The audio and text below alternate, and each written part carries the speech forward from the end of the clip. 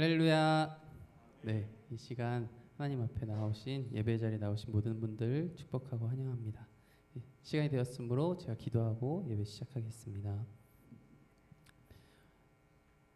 사랑의 주님, 우리를 늘 인도하시고 함께 하시는 그 주님을 바라봅니다. 하나님, 주님의 그 놀라우신 사랑으로 우리가 이 자리에 있습니다.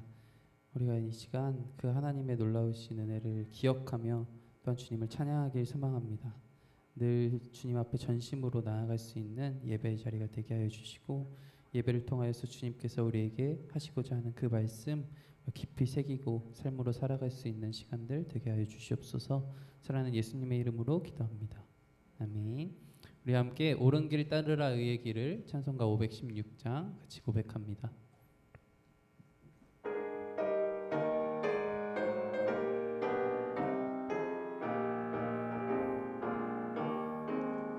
옳은 길 따르라 의의 길을, 세계 만민의 참된 길, 이 길 따라서 살기를 온 세계에 전하세. 만 백성이 나갈 길, 어두운 밤 지나고 동튼다. 환한 빛 보아라 저 빛, 주 예수의 나라 이 땅에 곧 오겠네 오겠네. 주 예수 따르라 승리의 주, 세계 만민이 나아갈 길과 진리요 참 생명, 내 창검을 부수고 다 따르라 화평왕. 어두운 밤 지나고 동튼다. 환한 빛 보아라 저 빛, 주 예수의 나라 이 땅에 곧 오겠네 오겠네.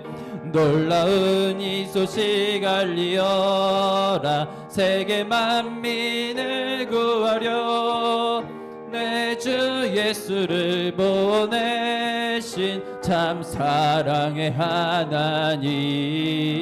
만 백성이 따르길, 어두운 밤 지나고 동튼다. 환한 빛 보아라 저 빛, 주 예수의 나라 이 땅에 곧 오겠네 오겠네. 고난길에 치고 찾아온 길, 많은 백성을 구한 길, 또 나와서 믿으면 온 세상이 마침내 이 진리에 살겠네. 어두운 밤 지나고 동튼다. 한 빛 보아라 저 빛, 주 예수의 나라 이 땅에 곧 1절 한 번 더 고백합니다. 옳은 길 따르라, 옳은 길 따르라 의의 길을, 세계 만민의 참된 길, 이 길 따라서 살기를 온 세계에 전하세. 만 백성이 나갈 길, 어두운 밤 지나고 동튼다. 환한 빛 보아라 저 빛, 주 예수의 나라 이 땅에 곧 오게. 어두운 밤 지나고 동튼다. 어두운 밤 지나고 동튼다. 환한 빛 보아라 저 빛, 주 예수의 나라 이 땅에 곧 오겠네 오겠네. 아멘. 우리 다음으로 우리 보좌 앞에 모였네 같이 고백합니다.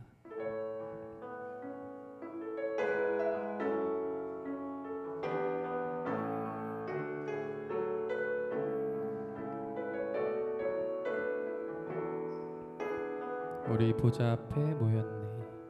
우리 보좌 앞에 모였네. 함께 주를 찬양하며 하나님의 사랑 그 아들 주셨네. 그의 피로 우린 구원받았네. 십자가에서 쏟으신 그 사랑 강같이 온 땅에 흘러 각 나라와 족속 백성 방언에서 구원받고 주 경배드리네. 구원하심이 보좌에 앉으신 우리 하나님과 어린 양께 있도다. 구원하심이 보좌에 앉으신 우리 하나님과 어린 양께 있도. 처음부터 한 번 더 고백합니다. 우리 보좌 앞에 모였네. 함께 주를 찬양하며 하나님의 사랑 그 아들 주셨네. 그의 피로 우린 구원받았네.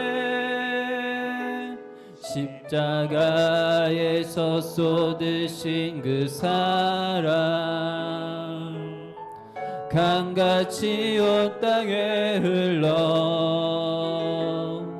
각 나라와 족속 백성 방언에서 구원받고 주 경배드리네. 구원하심이 보좌에 앉으신 우리 하나님과 어린 양께 있도다. 구원하심이 보좌에 앉으신 우리 하나님과 어린 양께 있도. 주 앞에 나와 제사를 드리네. 주 앞에 나와 제사를 드리네. 마음 열어 내 삶을 드리네. 주를 봅니다. 끝없는 사랑 날 회복시키. 주 앞에 나와 주 앞에 나와 제사를 드리네. 마음 열어 내 삶을 드리네. 주를 봅니다. 끝없는 사랑 날 회복시키네. 이제 눈 들어 주 보네. 그 능력 날 새롭게 주님의 사랑 날 만지시니 내 모든 두려움 사라지네. 폭풍 속에도 주 붙들고 믿음으로 주와 걷네. 갈보리 언덕 너머 그 어느 날 주 안에 온전케. 이제 눈들어 주님 바라봅니다. 이제 눈들어 주 보네. 그 능력 날 새롭게 주님의 사랑 날 만지시니 내 모든 두려움 사라지네. 폭풍 속에도 주 붙들고 믿음으로 주와 걷네. 갈보리 언덕 넘어 그 어느 날 주 안에 온전케 되리.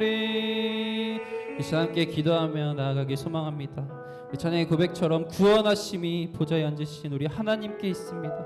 우리가 이 자리에 있음이 바로 주님께서 우리를 구원하셨기에 이 자리에 있습니다. 이 자리에 있다는 것 자체가 우리에게 놀라운 은혜임을 기억하며 나아갑니다. 하나님, 이제 눈들어 주님을 바라봅니다. 이 예배 시간 온전히 주님만을 바라볼 수 있는 시간 되게 하여 주시옵소서. 이 시간 온전히 주님만을 붙들고 나아갈 수 있는 예배 시간 되게 하여 주시옵소서. 이 시간 예배를 위하여 주여 한번 부르짖고 기도하며 나아갑니다. 주여,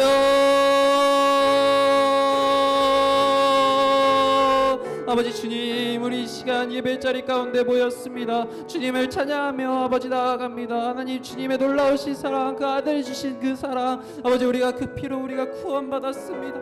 아버지 주님, 구원하심이 보좌에 앉으신 우리 하나님께, 어린 양께 있음을 고백하며 나아갑니다. 아버지 주님, 우리가 언제나 주님만을 바라볼 수 있는 시간 되게 하여 주시옵소서. 이 시간 눈을 들어 주님을 바라봅니다. 우리와 함께 하신 그 주님을 바라봅니다. 아버지, 이 시간 예배 가운데 임하실 그 하나님, 우리가 기대함으로 나오니 아버지 주님 옆에 받아 주시옵소서. 아버지.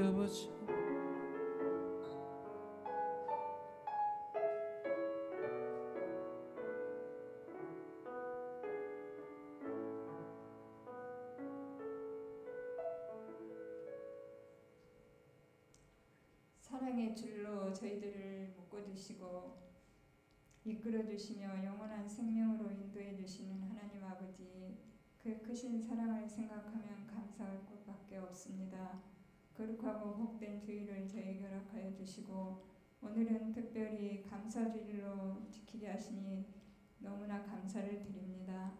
이스라엘에게 노하지 않겠다 하시며 하늘에서 내리는 이슬과 같을 것이고 나리꽃처럼 필 것이며 레바논의 백향목처럼 그 뿌리를 굳게 내릴 것이다 라고 약속해 주신 하나님 아버지, 저희들에게도 주신 약속인 것을 믿고 감사드립니다. 부족한 것 많고 잘못한 것 많지만 지금까지도 함께 하신 하나님, 앞으로의 삶도 지켜주시고 보호해 주실 것을 믿으며 빛 되시고 진리 되시는 주님의 그 말씀 한마디 한마디 되새김하며 순종하게 도와주시옵소서. 지혜로운 사람은 이 모든 것을 깨닫고 그것을 마음에 새겨둔다 하셨사오니 언제나 주님 말씀을 마음에 새기며 사탄의 유혹에 걸려 넘어지지 않도록 지켜주시옵소서. 하나님 아버지, 우리 교회를 사랑하시고 지금까지 함께하여 주심을 감사드립니다. 저희에게 이 귀한 교회를 주셨사오니 서로 사랑하며 이해하며 주님의 뜻을 받들어 섬기게 하여 주옵소서. 이제 여름 행사들을 준비하며 나갈 때 준비하시는 모든 손길을 위해 지혜를 더하여 주옵소서. 말씀 축제를 통해 주일학교가 주님 만나는 역사가 있게 하시고 안전하게 지켜주시옵소서. 장마 중에 있습니다. 비 피해 보지 않도록 지켜주시고 코로나19도 다시 확산되지 않도록 막아주옵소서. 전쟁으로 인하여 어려움 당하는 많은 사람들을 불쌍히 여겨주셔서 속히 전쟁이 종식되게 하여 주시옵소서. 말씀을 늘 준비해서 저에게 전해주시는 목사님, 늘 영육간에 강건하게 하시고 늘 성령에 충만하게 하옵시며 부교육자님들 또한 지켜주시옵소서. 육신의 연약함으로 어려움을 겪는 지체들에게 주님의 선하신 손길로 만져주셔서 속히 치료해 주옵소서. 주의 복음 전하기에 어려운 환경 가운데서 수고하시는 선교사님들을 지켜주시고 우봉성, 유열리, 마등, 시한부부를 눈동자처럼 지켜주시옵소서. 오늘도 말씀 들고 단에 서신 전쟁 목사님 성령의 두루마리로 입혀주시옵시고 주님 말씀을 잘 증거하실 수 있도록 또한 듣는 저희들에게 큰 은혜가 될 수 있도록 주님 붙들어 주시옵소서. 언제나 우리를 사랑해 주시는 예수님의 이름으로 기도드립니다.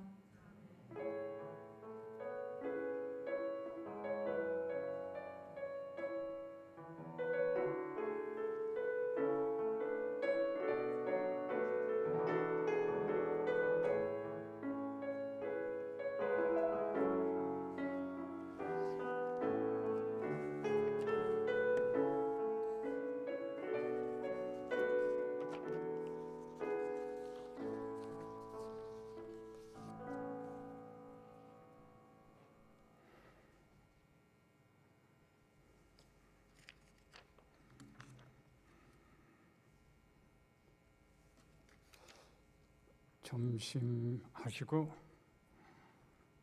오후 시간이 돼서 좀 피곤들도 하실 것이고 또 어쩌면 졸음도 올 수 있거든요. 이 졸리신 분은 그냥 성령의 인도하심을 따라서 마음 놓고 주무셔도 괜찮아요. 소리만 내지 않고. 예, 그렇고요. 제가 옛날에 이 도노 케어를 좀 한 일이 있어요. 그래서 이제 잘 아시겠지만 박수치기라든가 치매 예방 활동 같은 거, 그리고 웃음 치료 이런 것들 해봤거든요.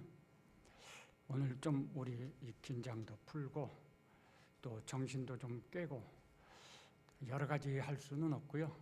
딱 한 가지만 하죠. 우리 기지개를 켜듯이 이렇게 호흡을 크게 하면서 큰 기지개를 킵니다. 그런 다음에 손을 다 올린 다음에 어떻게 하느냐, 뭘 하느냐. 제가 하나, 둘, 셋 하면 입을 있는 대로 크게 벌리고 이 가슴에 배에 힘을 주시고 아주 큰 목소리로 하하하하 하고 웃으시는 거예요. 예? 웃는 거 아주 그냥 그만할 때까지 웃는 거예요. 예. 자, 그럼 기지개 펴죠. 자, 크게 집에서 기지개 켜듯이 자, 이제 웃습니다. 하나, 둘, 셋.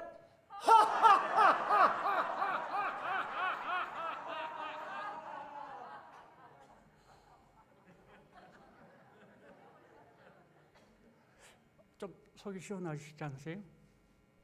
이거 굉장히 좋은 스트레스 해소도 되고 정신도 맑아지고. 저도 요즘에도 가끔씩 해요.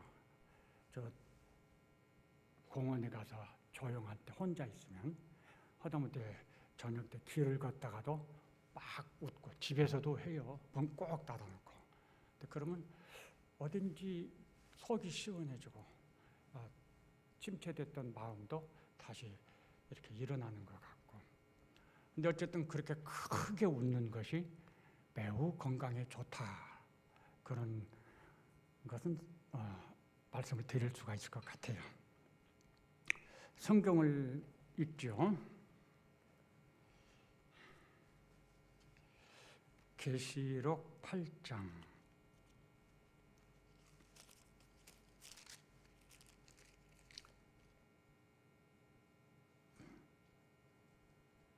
3절이 아니고요.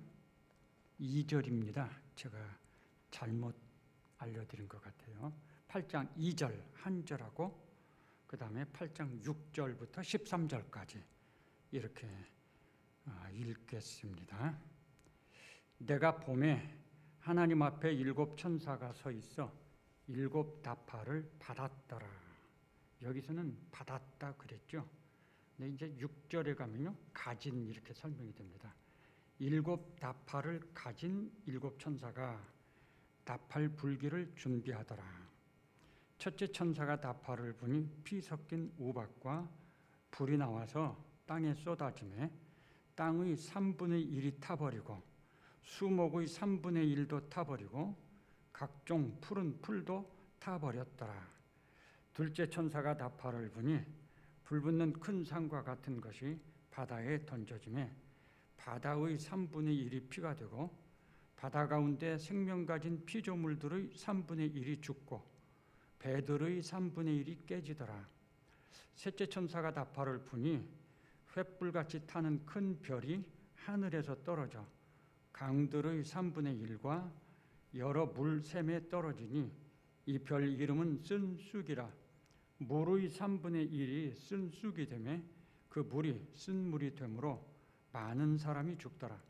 넷째 천사가 다파를 부니 해 3분의 1과 땅 3분의 1과 달 3분의 1과 별들의 3분의 1이 타격을 받아 그 3분의 1이 어두워지니 낮 3분의 1은 비추임이 없고 밤도 그러하더라. 내가 또 보고 들으니 공중에 날아가는 독수리가 큰 소리로 이르되 땅에 사는 자들에게 화가 있으리니 이는 새 천사들이 불어야 할 나팔 소리가 남아 있음이로다 하더라. 아멘.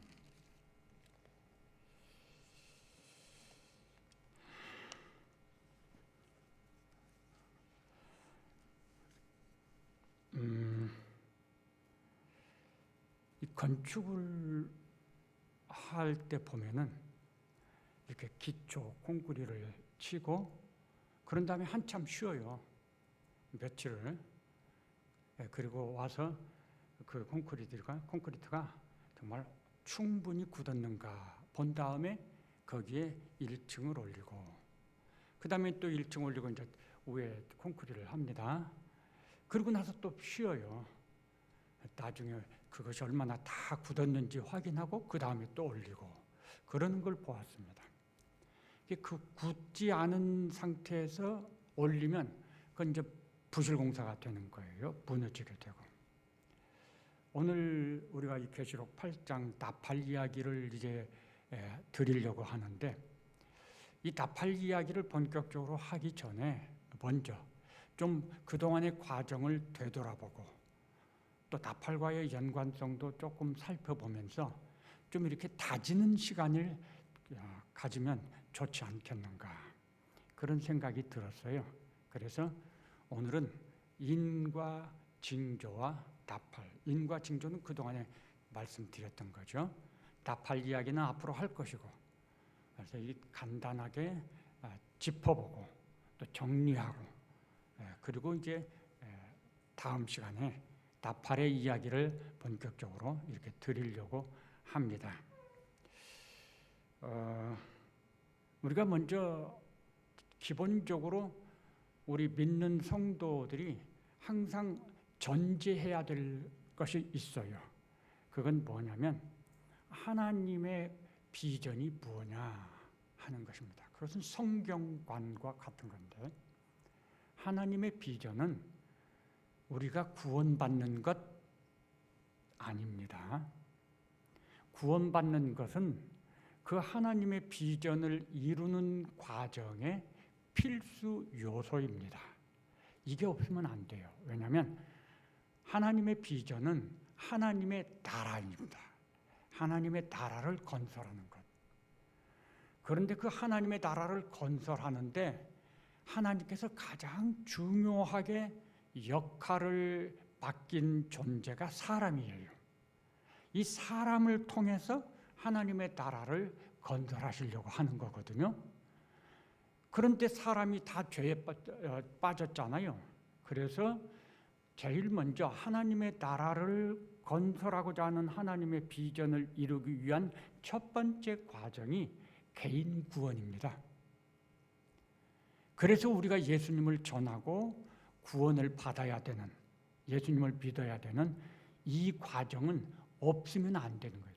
누구든지 다 이 과정을 거침으로써 비로소 하나님 나라 건설에 참여하게 되는 것입니다. 그래서 개인 구원이 하나님의 비전의 전부냐? 아닙니다. 하나님의 비전은 하나님의 나라를 건설하는 것이고 그 가운데 개인 구원은 하나님의 나라를 건설하는데 없어서는 안 되는 필수 요소고 그 필수 요소를 이루기 위해서 예수 그리스도가 우리의 죄를 담당하시고 십자가에서 죽으시는 이러한 과정이 있는 것입니다. 하나님의 비전은 그것이죠. 그리고 창세기는 하나님의 비전, 즉 하나님의 나라를 시작하는 이야기예요. 어떻게 시작하셨는가? 요한계시록은 하나님의 비전인 하나님의 나라가 완성되는 이야기예요. 그래서 이 요한계시록이 세상 끝날의 이야기라고 연결이 되는 거고요.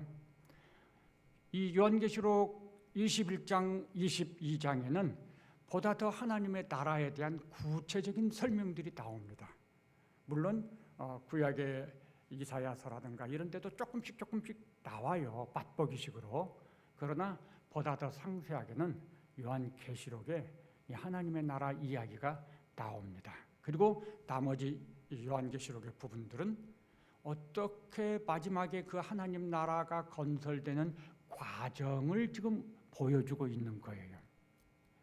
이 요한계시록의 말씀들은 그러기 때문에 상당히 그 깊은 골짜기를 통과하는 것과 같다고 설명할 수 있는데, 그 중에서도 인과 나팔과 대접의 이야기는 아주 골짜기가 깊습니다.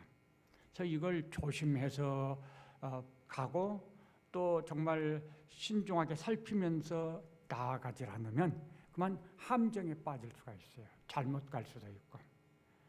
그래서 이 골짜기를 좀 안전하게 가는 방법이 뭘까? 다시 말하면 우리가 좀 이거를, 성경이 말씀하는 이거를 좀 더 잘, 또 조금 더 쉽게 소화시키고 이해할 수 있는 그게 뭘까 고민하다가 지난 2주 제가 설교를 안 했잖아요. 그 2주 동안 이 고민을 하고 지냈습니다. 어떻게 이걸 설명을 해야 될까?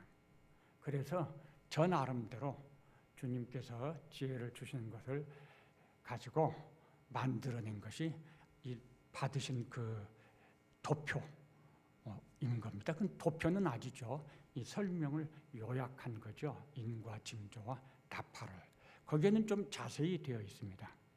여기 이제 이렇게 띄우고 설명을 좀 드릴 것인데, 나눠주신 그 설명은 거긴 자세한 거고 여기에 띄우는 것은 다 띄울 수가 없어요. 그래서 간단하게 띄웠지만 제가 그걸 가지고 설명을 좀 드리도록 하겠습니다.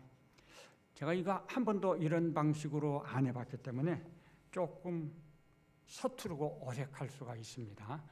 그 점 양해해 주시기를 바랍니다.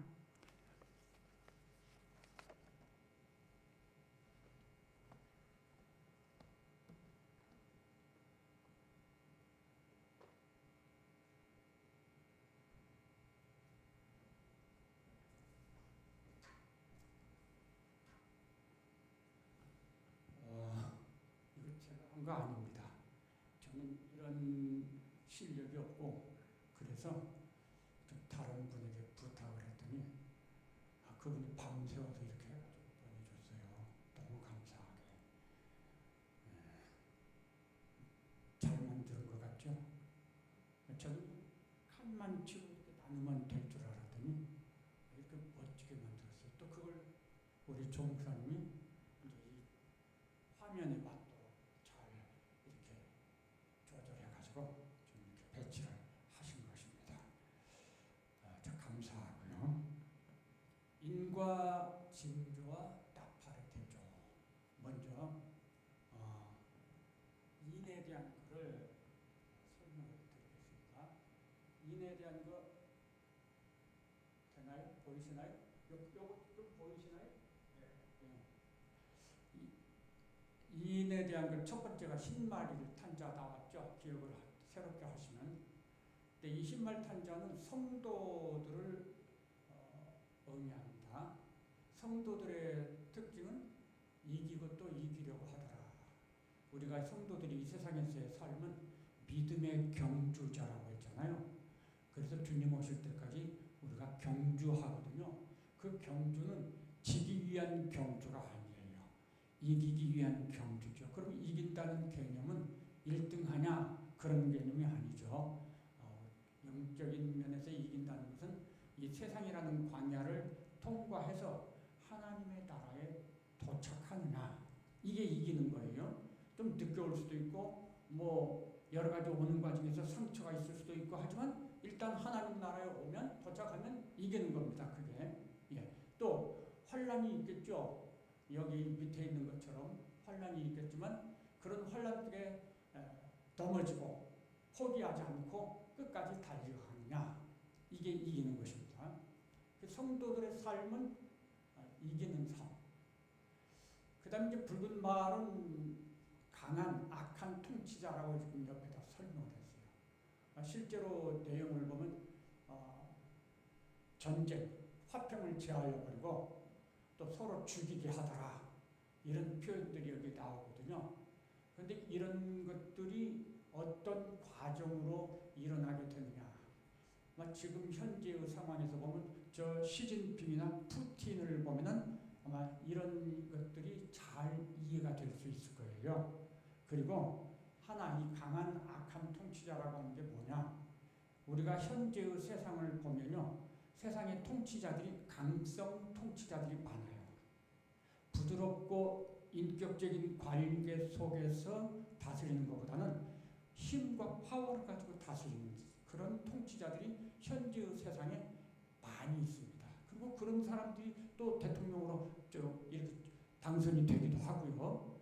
그런 세상에서 일어나는 이런 그 흐름들을 우리들이 눈여겨볼 필요가 있습니다. 이상하네. 새롭게 당선되는 사람들의 공통적인 특징이 있구나. 그게 강한 통치자죠. 악한 것은 이제 우리가 이 악하다는 것에 대해서 좀 개념을 분명히 해야 돼요. 세상 사람들이 선하다 악하다 하는 개념과 성경에서 선하다 악하다 하는 개념은 같은 게 아닙니다. 성경에서 선하다 악하다는 것은 하나님의 말씀을 잘 따르냐 믿음으로 사냐 그러면 선한 거예요. 그런데 하나님 말씀을 거역하고 대적하면 그건 악한 거예요. 그런데 하나님 말씀을 거역하고 대적할지라도 세상에서는 누구보다도 인기 있고 세상을 유리하게 만들고 유익하게 만드는, 즉 사람들의 배를 부르게 해주는 그런 일을 할 수 있죠. 그러면 세상은 그런 사람을 좋다고 말하고 선하다고 말할 수가 있어요. 그래서 이 악하다고 하는 이 개념이 성경을 통해서 보는 것과 세상 사람들이 생각하는 것은 같은 것이 아니다. 그 점에서 우리들이 분명한 그 분별을 가지고 이해를 해야 돼요. 검은 말을 탄 자가 조금 문제가 있어요. 제가 인 설명을 할 때 검은 말을 탄 자를 어떻게 설명했었냐면 이 저울을 가지고 나오잖아요. 그래서 하나님께서는 저울로 사람을 달아보신다. 그렇게 설명을 했었어요. 근데 이번에 요거를 준비하면서 새롭게 제가 깨달은 것은 그게 아니었다는 거죠. 제가 그때 조금 깨달음이 부족했던 것 같아요. 우선 이 검단, 붉다, 검다, 청황색 이 색깔로 보아도 이게 선할 수가 없어요. 검은 말이. 그 다음에 이 두 번째, 세 번째, 네 번째 말은 세상에서의 광야 같은 세상을 나타내고 있는 거거든요. 그래서 성도들이 광야 세상을 통과하는데 이 광야 세상에서 어떤 일들을 만나고 경험하느냐 하는 것을 나타내는 거거든요.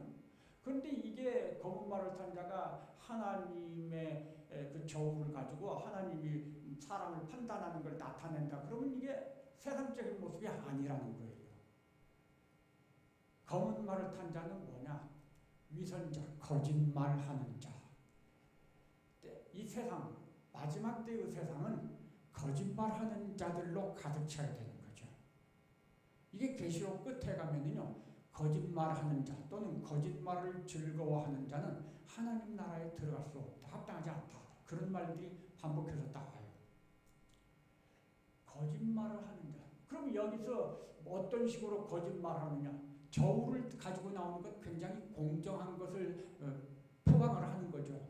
나 이렇게 공정해. 이걸 표방하는 거예요. 검은 말 탄 자가. 그리고 여기서 또 무슨 말을 하죠?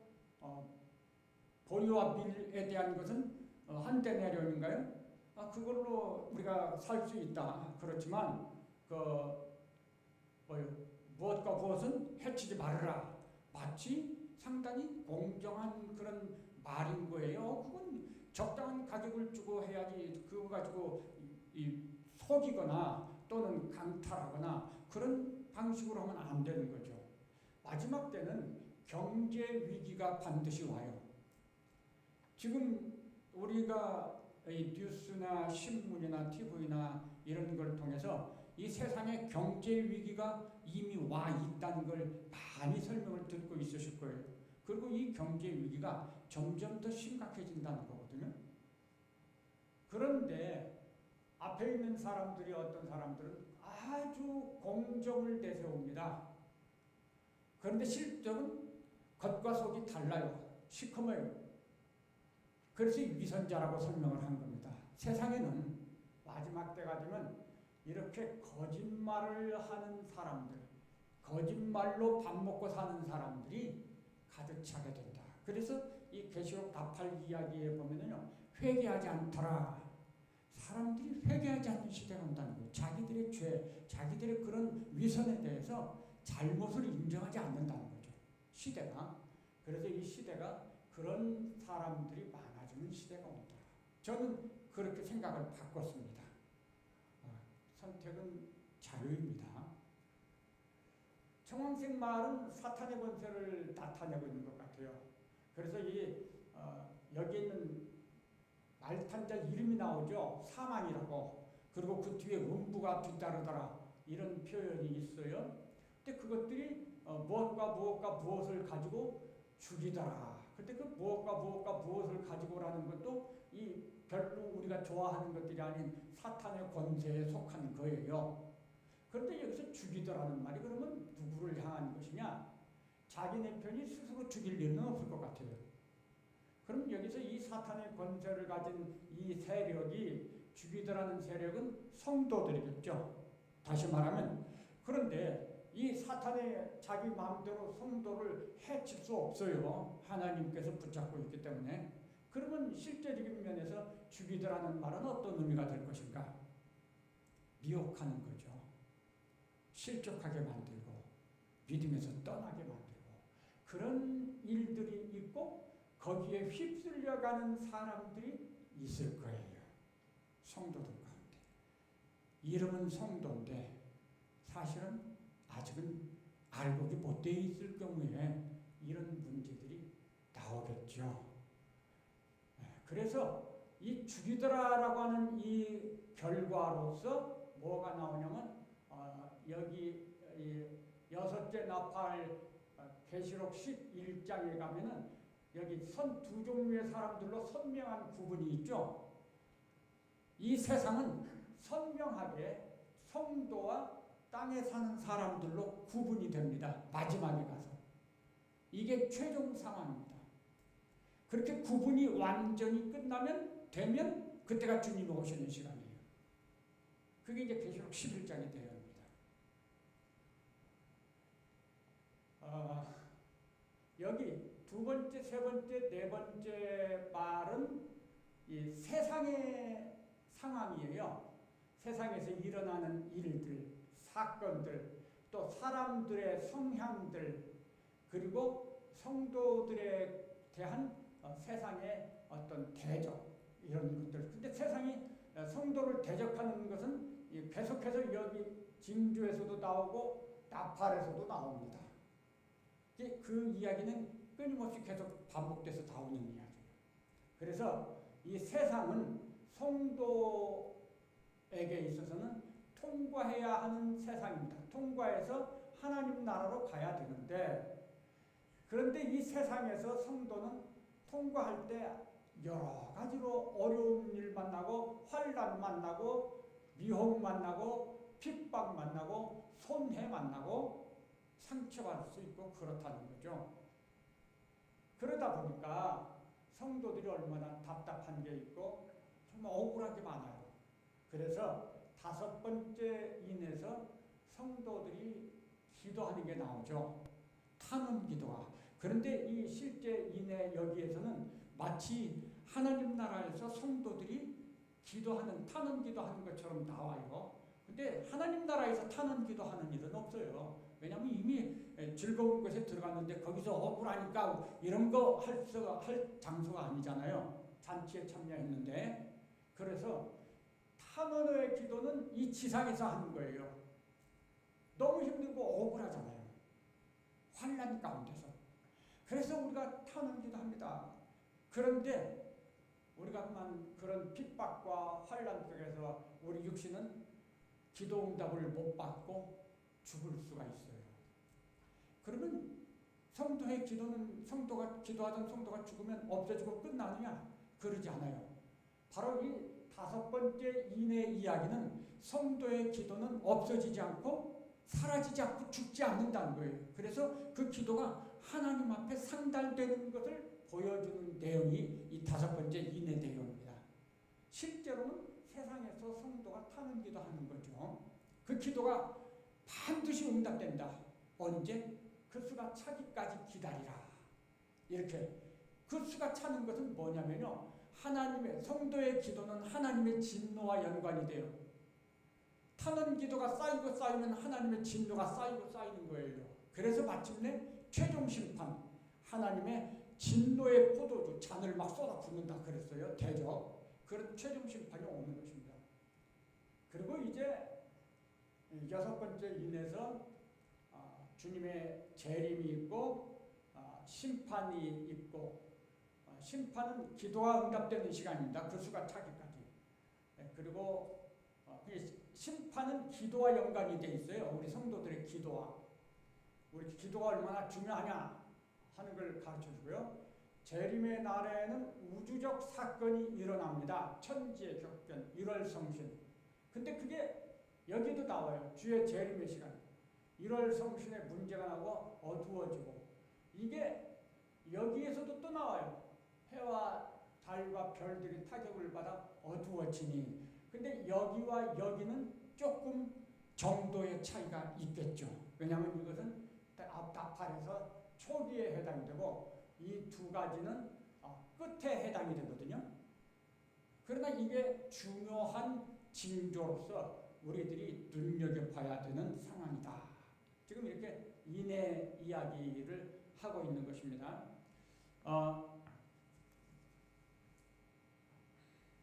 인의 이야기를 간단하게 정리를 하면요. 인의 이야기는 세상에서의 이야기입니다. 이게 그리고 두 가지 우리한테 이 인의 이야기에서 강조해 주는 것은 성도의 정체성. 이 세상에서 성도는 어떤 사람이냐, 어떻게 사느냐, 요거를 하나 생각하게 해주고요. 그 다음에 또 한 가지는 세상의 본질이 뭐냐, 이 세상이 어떤 세상이냐. 우리가 이 세상이 참 좋은 세상이다, 멋있는 세상이다, 이런 생각할 수가 있어요. 왜냐하면 실제로 현실에서는 좋은 것들 많잖아요. 날마다 더 편리한 것들이 나오고. 그래서 우리가 자기도 모르게 그 세상에 이렇게 탐닉해 들어갈 수가 있어요. 그런데 세상의 본질은 악한 겁니다. 하나님을 대적하고 성도를 대적하고 하나님의 나라를 회방하고, 그래서 우리를 미혹하고, 이게 세상의 본질입니다. 세상이 좋아 보이면 좋아 보일수록 우리는 더 경계심을 가져야 돼요. 노아의 시대를, 예수님은 마지막 때는 노아의 시대와 같다고 그랬거든요. 노아의 시대를 기억해 보시면요. 왜 믿음의 후손들이 전부 다 타락해 갔을까? 왜 타락했을 것 같아요? 그렇게 믿음이 좋은 후손들인데 노아의 가족 빼놓고는 전부 다 타락했잖아요. 그 이유 중에 하나는 세상의 아름다움, 세상의 좋음. 이 창세기를 보면요, 가인이 이제 쫓겨나요. 그런데 세상의 문명과 문화라고 하는 것이 가인의 후손에서 먼저 나옵니다. 가인이 성을 먼저 세우죠. 왜 성을 만들어? 자기 보호를 위해서. 무기를 만들어요. 자기를 위해서. 악기를 만들죠. 자기를 위해서. 이 가인의 후손에서부터 문명과 문화라고 하는 것들이 발전이 시작이 돼요. 사실 믿음의 후손들은 그거 없어도 살거든요. 하나님의 그늘 아래서. 근데 가인의 후손들은 전부 다 자기네들이 그것들을 채워야 되고 자기네들이 스스로 자기를 보호하고 지켜야 돼요. 그래서 그런 것들을 만드는 거예요. 그런데 세상 사람들이 보니까 믿음의 후손들이 보니까 그게 너무 멋있어 보여요. 좋아 보여요. 편리해 보이고 유익해 보이고 사람인 나에게 굉장히 좋아 보이더라 그 거죠. 그리 가는 거죠. 이건 역사의 반복이에요. 이런 것들. 문명의 발달은 죄의 발달과 관련이 깊습니다. 그래서 자, 지금도 문명은 계속 발달해요. 문화라는 것도 계속해서 더 탁월한 문화들이 나올 수도 있어요. 우리가 그런 것들을 무시할 수는 없지만 또 그런 것들을 어느 정도 누리면서 살지만 그런 것들에 탐닉하면 안 돼요. 미혹받으면 안 돼요. 왜냐하면 그것은 우리를 하나님께로부터 멀어지게 하는 것이 될 수가 있기 때문에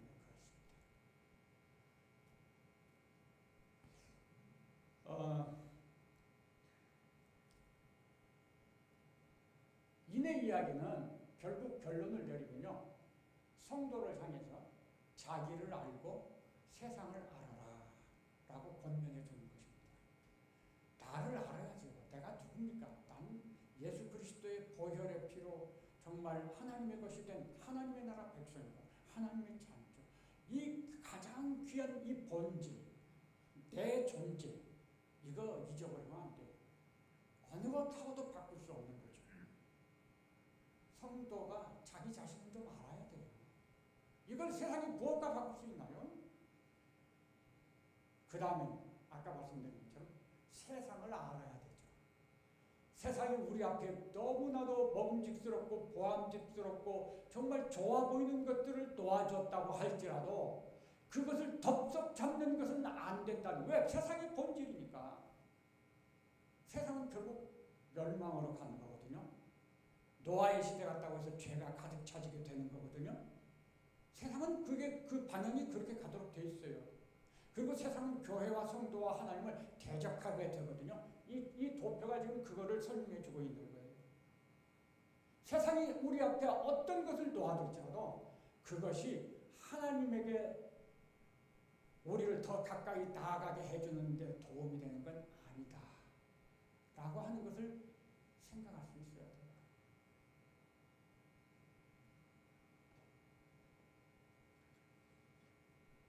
자, 그럼 이제 두 번째로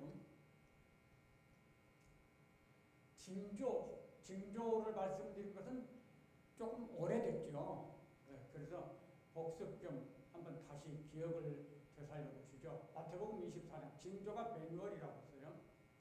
재난의 시작, 처음에 징조는 재난의 시작으로 미혹 가짜들의 많이 나와요. 이 가짜들은 여기 그 끝에 멸망에 가증한 것이 거룩한 곳에 선 것을 보면 이때에 더 극성스럽게 나옵니다. 가짜들이.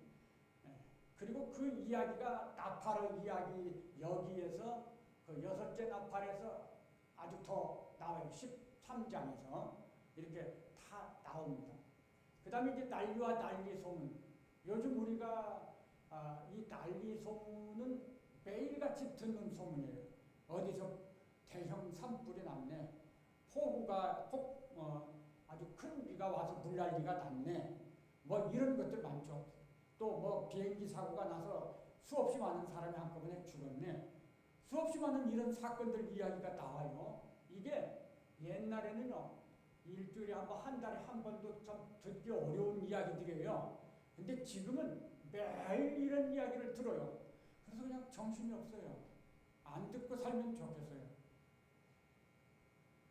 그 다음에 이제 전쟁. 전쟁이 없는 게 아니에요. 옛날 2차 세계대전 전쟁이 끝났다고 해도 그 뒤로 끊임없이 전쟁, 민족과 민족, 나라와 나라가 계속 싸우죠. 요즘에는 좀 더 큰 전쟁의 모습이 있어요. 예. 그 다음 기근과 지진, 이것은요 일반적인 것이라고 보기 어렵고 하나님께서 하나님의 손이에요. 하나님의 손길. 이 기근과 지진은 하나님의 도구라고 할 수 있는 것입니다. 그래서 이렇게 재난의 시작이에요. 그런데 이런 것들이 보일 때는 예수님이 말씀하시기를 그건 재난의 시작이다 라고 말씀을 하셨습니다. 그러니까 우리가 이 세상에서 이런 일들이 일어나는 것을 보면은 아이고 왜 이런 일들이 자꾸 일어나지? 요즘은 옛날과 달라. 거기까지만 생각하면 안 되고 이런 일들이 일어나는 것이 지금 징조와 어떤 징조와 연결이 되지? 라고 보셔야 질문하셔야 돼요. 그래서 이런 일들이 일어나면은 재난의 시작이구나. 아직은 사람들이 어떤 사람들은 이거 가지고 막 금방 끝이 왔다. 지금 우리 산으로 가자. 이렇게도 하잖아요. 근데 그거 아니에요. 시작에 해당이 되는 부분입니다. 그 다음에 이제 두 번째 징조가 세상과 교회의 관계의 변질. 자, 첫 번째는요. 자연 환경과 연관이 있어요. 이 첫 번째 재난의 시작은. 그런데 두 번째 징조부터는 우리 사람들과 연관이 되는데 특히 징조에서 강조하고 있는 건 세상과 성도, 교회의 관계에 대한 것을 강조하고 있습니다. 징조는요. 세상이 교회를 대적하는 관계로 변질한다는 걸 가르쳐줘요. 처음에 우리 기독교가 우리나라에 들어왔을 때는 환영을 받았습니다. 교회가 뭘 하든지 칭찬을 받았어요. 그러다가 세상이 어느 정도 우리가 잘 살게 되고 이제 좀 많이 갖춰지게 되니까 교회와 세상이 협력 관계가 됐습니다. 서로 협력해요. 지금은요. 대적하죠. 요즘에 뭐 코로나 상황이 이 대적 관계가 좀 더 확실하게 아주 분명하게 노골적으로 나타나고 있는 거예요. 게다가 인터넷을 보면 뭐 엄청난 말들이 있습니다. 그래서 지금은 우리가 잘 모를 수도 있지만 실제로 세상이 교회를, 성도를 대적하고 있어요. 교회 안 오잖아요, 이제는. 왜 안 와요? 교회에 대해서 비난의 말을 하죠. 교회를 좋다고 말하지 않아요. 물론 그것은 우리의 책임도 있다고 그거 부인할 수가 없어요. 그럼에도 불구하고 시대가 그렇게 가고 있구나. 우리가 이거 놓치면 안 돼요. 왜 이렇게 오늘날 그러지? 꼭 우리가 잘못해서만 그런가? 그것도 있어요. 그러나 우리가 잘한다고 해서 세상이 우리를 대적하지 않느냐? 그러지 않아요. 세상은요. 자기들의 말을 들어야지 좋다고 해요. 근데 우리가 자기들 말 듣지 않잖아요. 우리는 성경을 따라야죠. 주님의 말씀을 따라야죠. 그러니까 세상과 언제나 일치하지 않아요. 할 수가 없죠. 그러니까 세상이 왜 우리 말 안 듣냐? 우리가 한 게 법으로 정해져 있는데 이것에 가장 중요한 것이 예를 들면 차별금지법 같은 거, 동성애법 같은 거 뭐 이런 것들이 다 이거와 관련이 있어요. 악한 사람들은 강한 악한 통치자가 나와서 힘으로 밀어붙일 거예요. 그래서 법을 만들어요. 어떤 법을 만들죠? 차별금지법을 만들어요. 그리고는 어떻게 하죠? 자, 차별금지법 이제 우리 대한민국의 법이니까 이 법을 지켜라. 만일 이 법과 상반되는 교회가 말을 하고 가르치면 감옥이에요. 지금 해외에서는 그런 상황이 있어요, 실제로.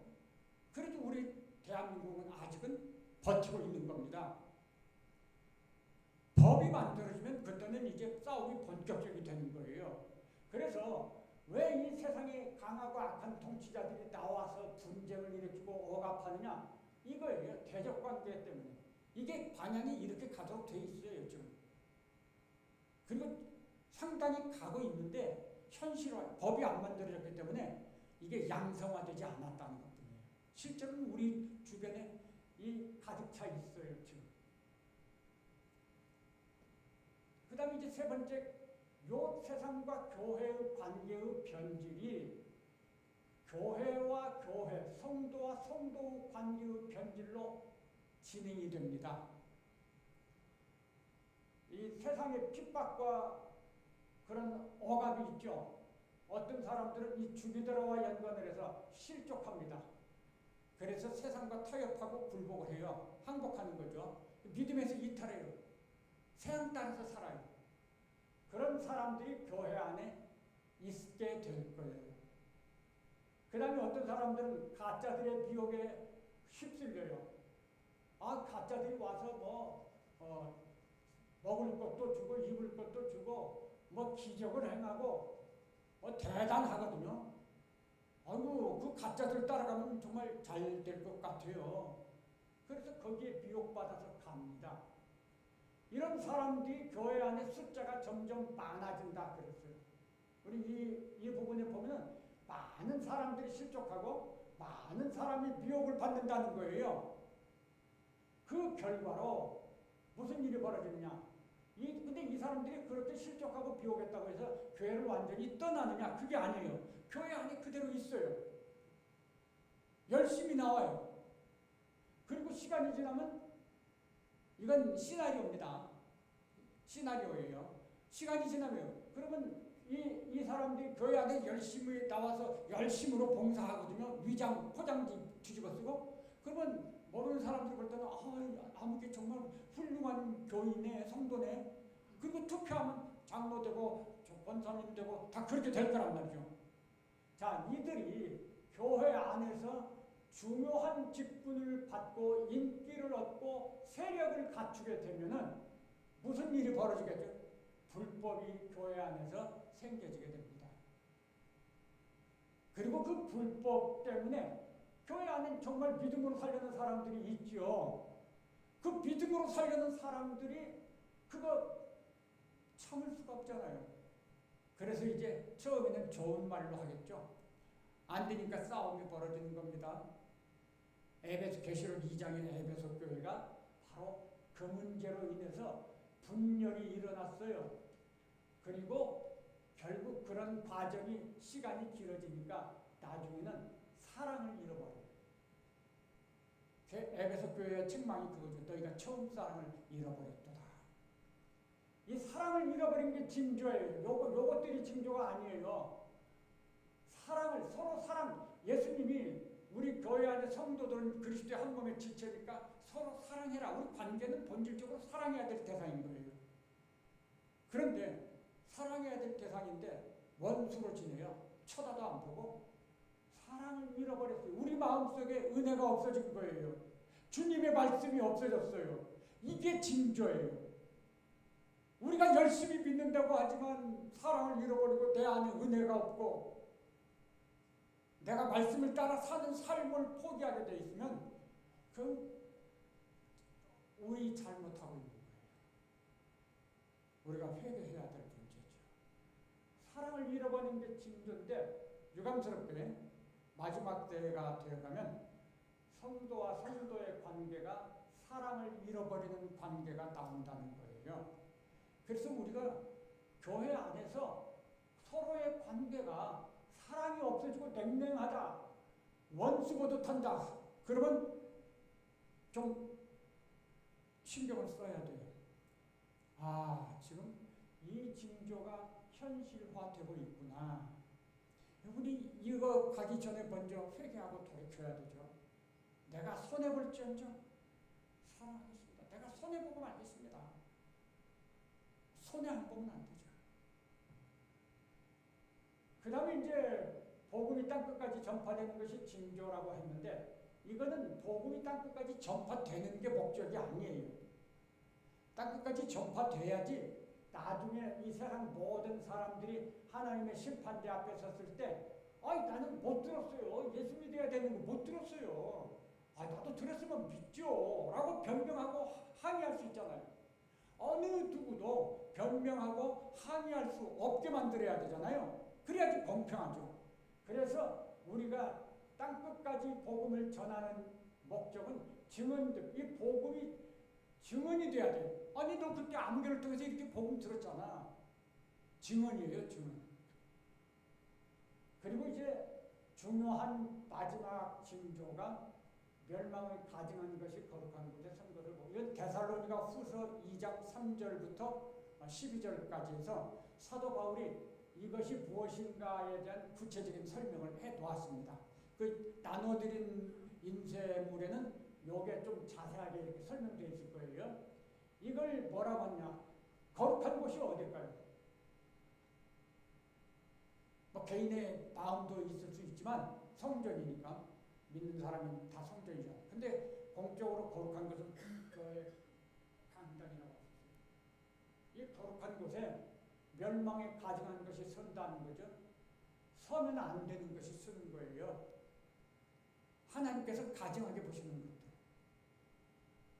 근데 그게 누구냐? 사람이에요. 그 데살로니가 후서에 보면.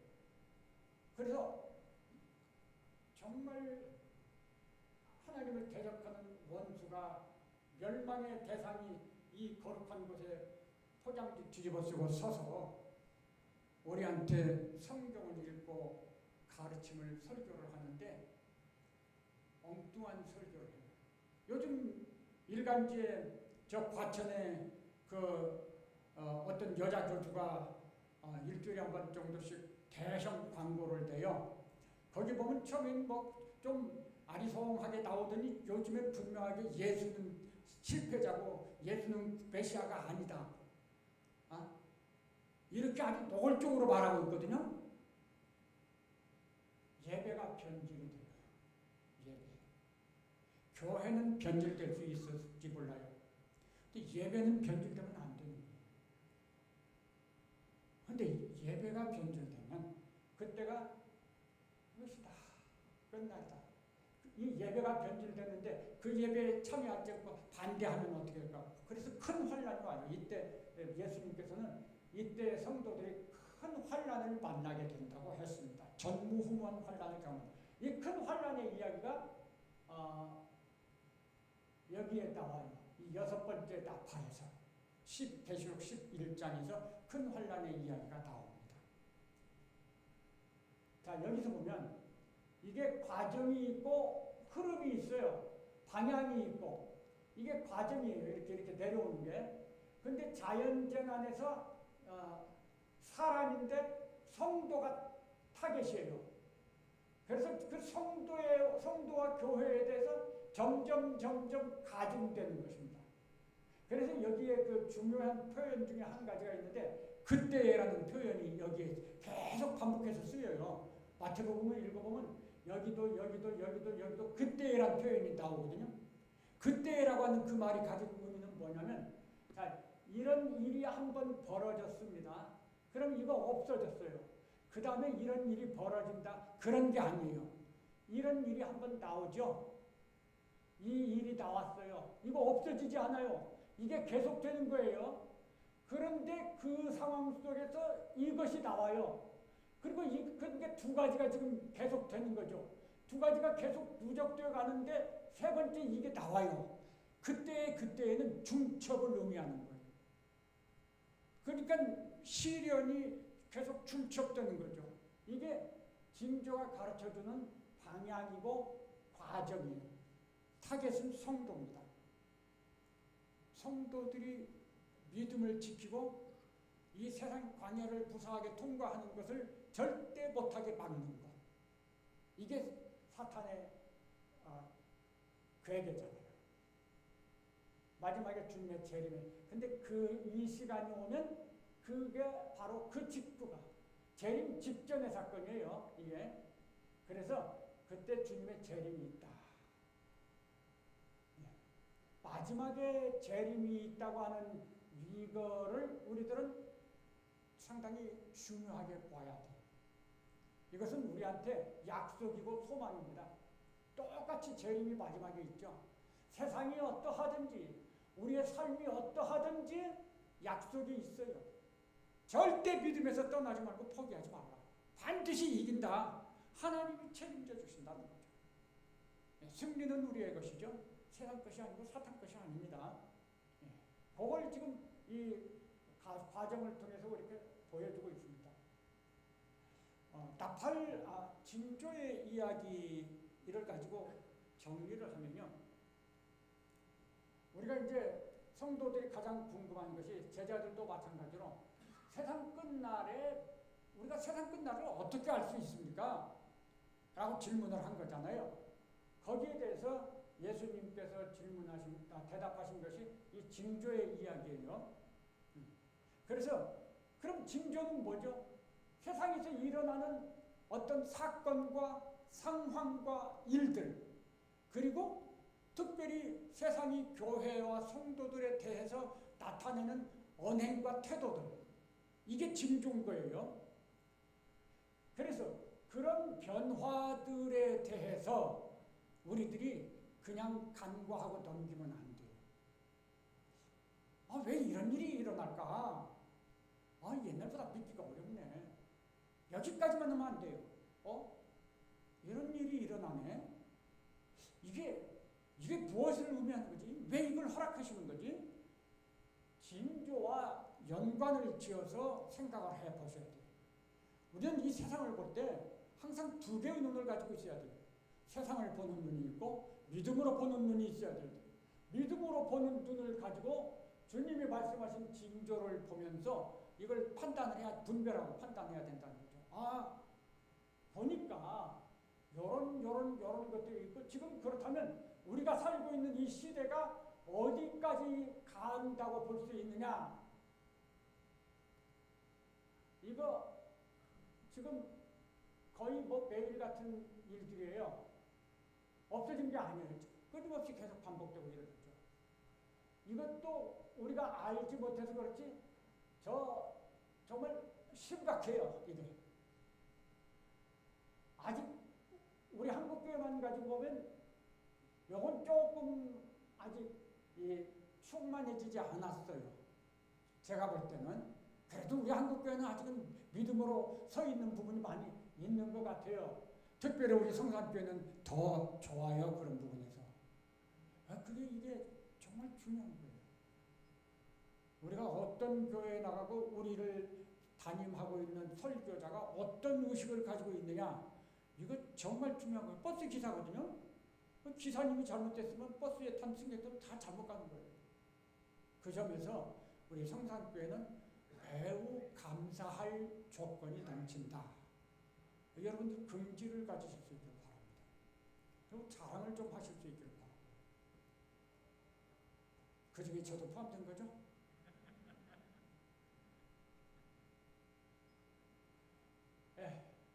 나팔은 이제 앞으로 말씀을 드릴 거잖아요. 그래서 간단하게 나팔에 대한 건 설명을 드리겠습니다. 제가 준비를 많이 했는데 설명을 좀 충분히 못하는 것 같아요.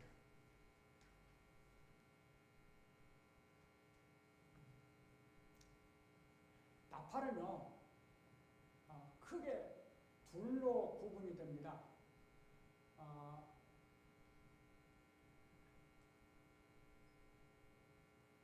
이 빨간 레이저 불빛이 어디로 갔죠?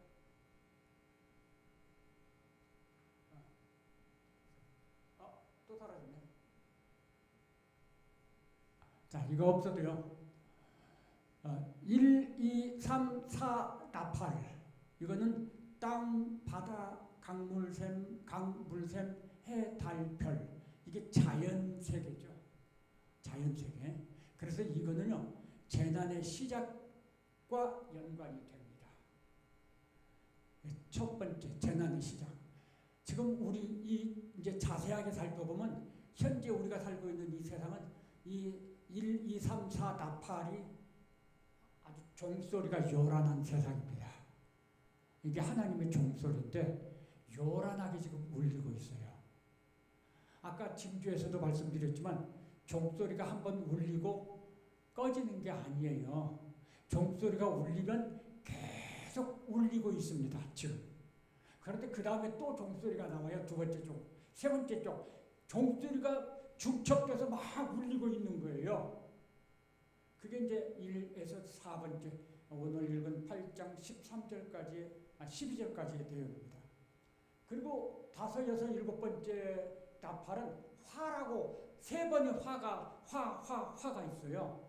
이렇게 등급이 달라요. 앞에 4번과 뒤에 3번은 급이 다릅니다. 근데 어떤 면에서 급이 다르냐? 앞에 4번은 사람에게 간접적이에요.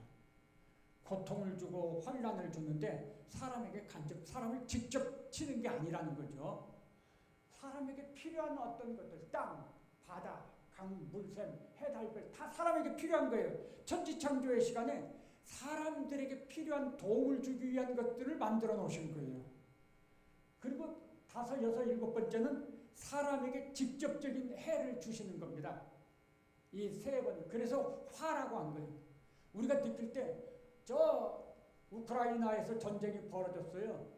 근데 그게 우리에게 피부로 와서 닿지 않을 수가 있어요. 굉장히 큰 전쟁이지만 우리가 그걸 염려하고 막 기도도 하지만 근데 막 내가 막 병이 생긴 것보다는 훨씬 실감이 덜 느끼거든요. 그 차이예요. 그 차이. 그래서 이 나팔은 그렇게 등급으로 보면 두 개의 등급인데 말씀드린 것처럼 1에서 4 나팔은 재난의 시작과 연결이 되는 겁니다. 그리고 5, 6번째 나팔은 이 징조에서 세상과 그 사람이니까 이 둘, 셋부터 시작되는 그 징조와 연관이 됩니다.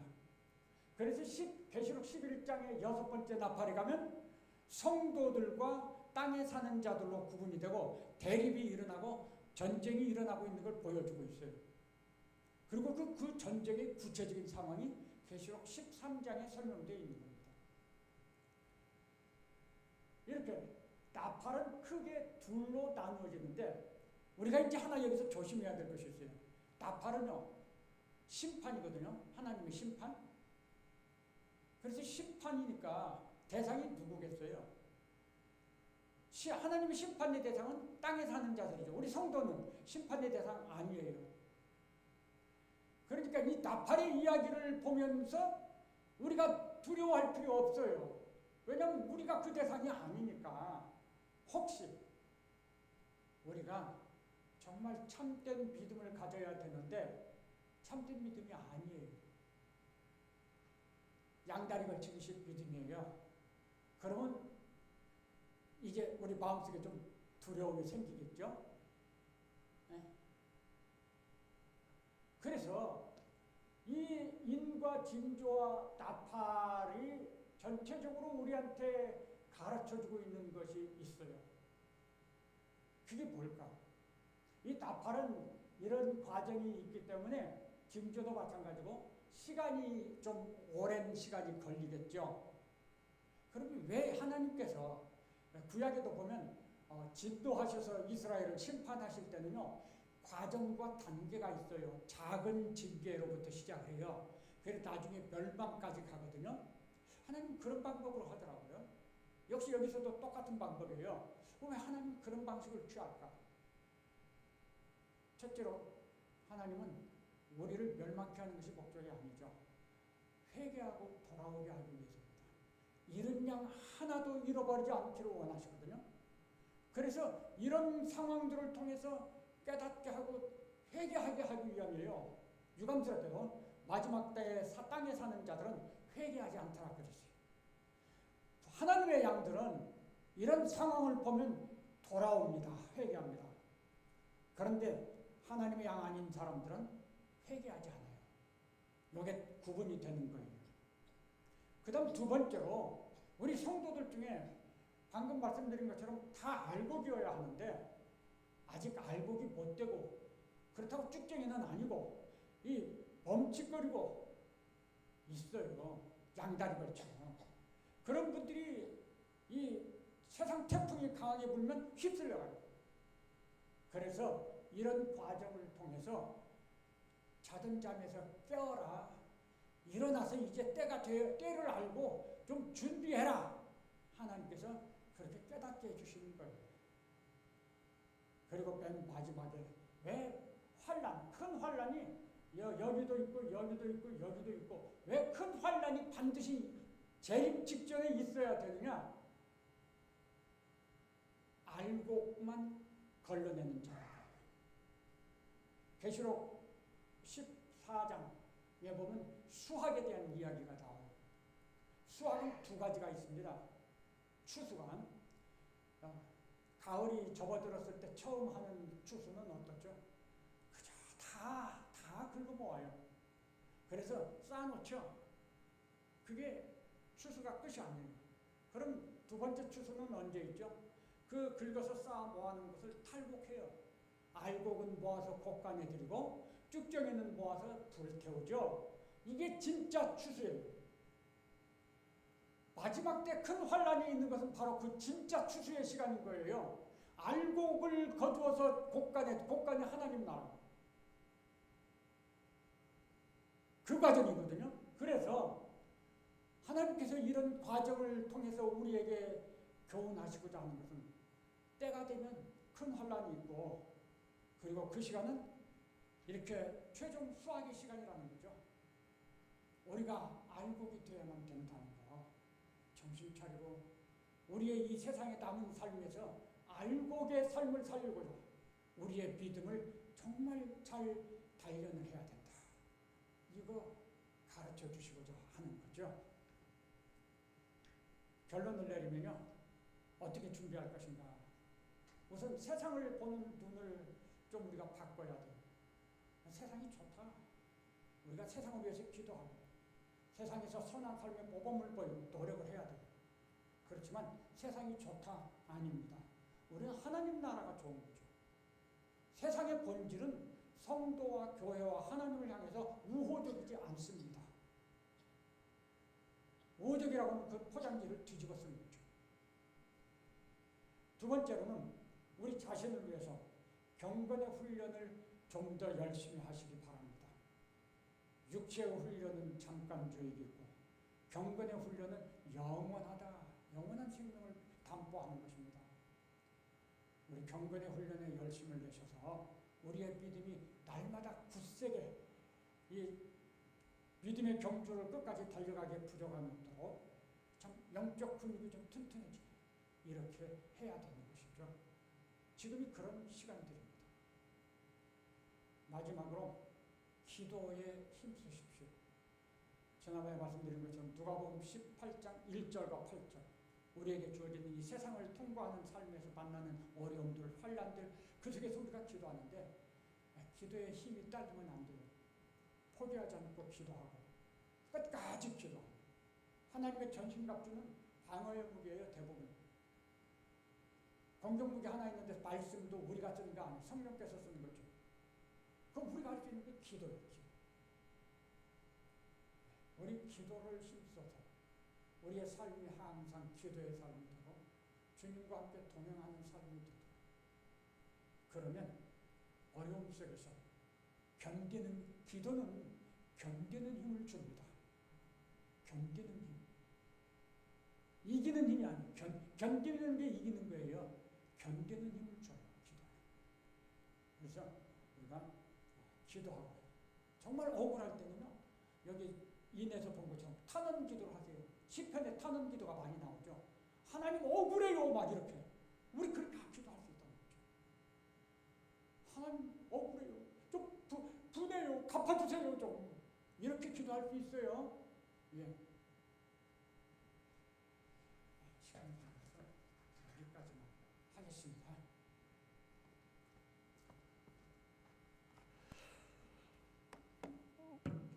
혹시 특별히 광고해야 될 말씀이 있나요? 그러면 제가 마무리 기도하고 축도하고 그렇게 마치도록 하겠습니다.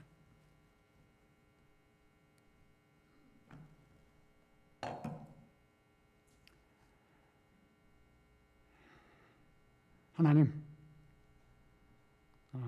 말씀을 다시 한번 묵상하고 정말 세상을 어떻게 보고 또 이 세상에서 우리가 어떻게 믿음으로 살아야 하느냐 하는 걸 생각을 했고 또 세상에서 우리의 현실에서 일어나는 수없이 많은 자연재난 또 사람들로부터 일어나는 정말 감당하기 어려운 그런 일들, 악한 일들 이런 모든 것들을 보면서 우리의 마음이 혼란스럽기도 하고 그러나 이런 세상을 하나님의 말씀에 안경을 쓰고 정말 하나님의 뜻이 이렇게 진행되고 이루어져가는 과정에서 있어지는 것들이라고 하는 것들을 저희들이 볼 수 있기를 정말 생각했습니다.